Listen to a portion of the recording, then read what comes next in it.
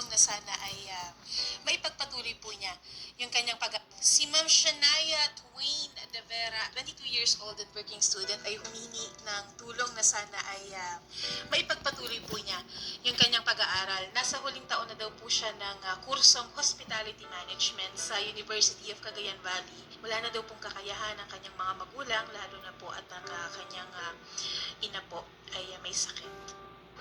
Anong year ka na? Graduating student po. Graduating student. So, anong problema? Anong nangyari?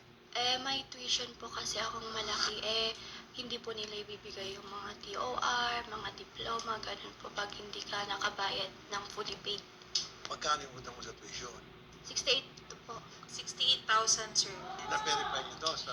Ako po mismo, sir, nag-check po ng portal niya, sir, sa school. Nasa 68 to 69,000, sir.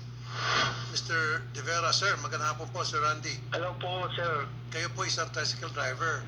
Diyan, sir. Opo, sir.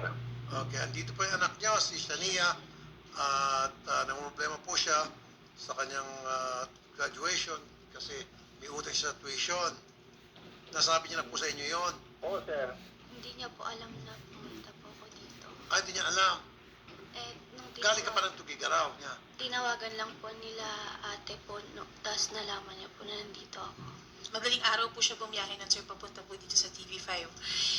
Kaya nag-worry kami, sir, kasi hindi po alam ng mga magulang niya, sir. Lumapit lang po talaga siya dito, sir. Kaya natin pinatawagan yung parents niya para malaman yung whereabouts niya kung nasaan siya. Yun nga po, sir. Dapat monitor ng mga magulang mo kung saan ka pupunta. Karapatan nila yan na malaman kung nasaan ka para hindi rin sila mag-alala. Siya yung chinek-in natin dyan sa hotel. Yes, sir. Okay, habang nandito siya. Okay, so kailangan mo 68,000. Masapin si Barangay Chairman Conesio na Panganay. Barangay Nanding, Tabuk City, Kalinga. Magandang po, Chairman. Magandang araw din po, Senator. Kilala niyo po, Sir, si Shania. Opo, Senator, kasi nung isang araw, tumawag yung staff niyo na akala ko ako ang pinatulpo. At nagtatanong, Okay. kaya ganun.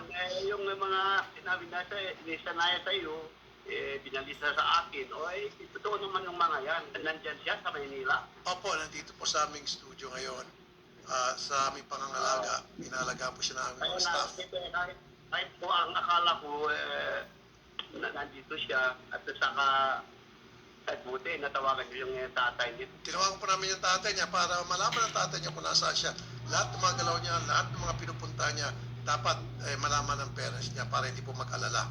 Ganun po dapat talaga. Maraming salamat po na po dyan. Salamat po, Chairman. Mabuhay po kay Chairman. Thank you po. Ikaw pala, Shania, nagpa-part-time bilang gasoline girl. Opo, sa tito ko po. Pero pabankrupt na po kasi yun kaya. Pabankrupt ng gas station. Naku, wala nang... Pero last year pa lang po ako nag-stop kasi na full load po ako ngayon. Ilang load ng subject mo? 23 units po ako ngayon. Na, okay. First year to third year, sir, siya nag-gas for nagpapatik. Magkano sweldo mo doon bilang gas? 250 per day po. Uy, mababa. Kamag-anak ko rin naman po kasi. Magkano, okay. Napakasipag mong estudyante at nakita ko po sigito ka talaga. Sure, yung 68,000, dadagdagan pa namin yan para tapos mo pag-aaral mo. Bibigyan ka namin ng pamasahe, pauwi, pwera pa rin bibigyan ng pera. Nang sa gayon, safe ka pagdating mo dun sa Thank you po. radyo. Okay? Willing po akong mag-work po dito kung gusto niyo po para mabayaran po yung ipapahiram niyo sa akin. Naiyak na siya.